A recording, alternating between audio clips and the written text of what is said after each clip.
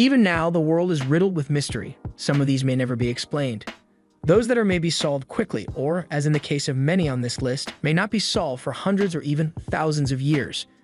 Shifts in emphasis, awareness of a group's special rights, and explanation of confusing and insufficient material are all crucial to solving these 5 ancient mysteries. The involvement of an expert who would not ordinarily be involved in a field of research outside of his own subject, as well as the connecting of cause and effect, were crucial in the resolution of other ancient riddles. Satellite views, a probe of an ancient artifact's neglected feature, and microscopic examination all led to solutions to other unsolved problems. Each mystery is intriguing, and many of its answers are incredible feats of perseverance, dedication, and creativity. Mayan Calendar. Nobody could figure out how the 819-day cycle on which the Mayan calendar was built could work. The calendar appeared to be tied to planet motions and their synodic periods, or the varied times required for them to complete one orbit and return to their starting places as seen from Earth. What wasn't evident was how the planet's movements fit within the calendar's 819-day time span, given their varied synodic periods. The breakthrough that enabled scientists to solve the enigma happened when they realized that the time frame for accurately reading the calendar was 16,380 days, or almost 45 years, rather than 819 days. The numerous synodic periods of the planets all fit inside this lengthy time. Rather than limiting their focus to any one planet, the Maya astronomers who created the 819-day count envisioned it as a larger calendar system that could be used to predict all visible planets' synodic periods. Writer John H. Linden, anthropologist, ethnographer, and linguist Victoria R. Bricker. Impossible Egyptian statue. What makes an ancient Egyptian statue impossible is that it depicts a small pharaoh seated on the lap of a kneeling figure. A pharaoh had never been represented with somebody of non-royal descent. The sculpture was excavated at Deir el-Medina, a site near the Valley of the Kings, according to Margaret Maitland, the principal curator of the Ancient Mediterranean Collections at National Museums Scotland during the 1850s, under the direction of Scottish archaeologist Alexander Henry Rind. The ancients of Deir el-Medina were in charge of building the pharaoh's tombs, and they were allowed to depict the Egyptian rulers in ways that others were not. Maitland believes the pharaoh is Ramesses II, and the kneeling figure is Ramos, a senior scribe, who rose to become a leader of the Deir el-Medina people.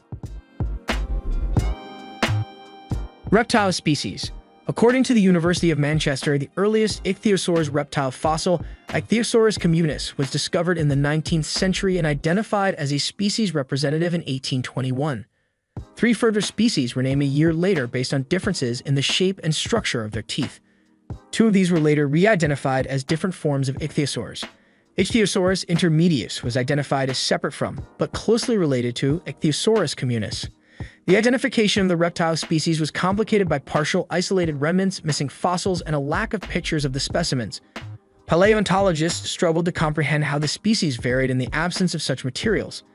Dr. Chris McGowan proposed in the mid-1970s that the 2 species, I. communis and I. intermedius, which have been re-identified as different types of ichthyosaurs, were in reality the same species. The mystery of real reptilian species relationships had been answered. Ancient perfume. Since the days of the ancient Egyptians, who were the first to dab on perfumes, people have used perfume.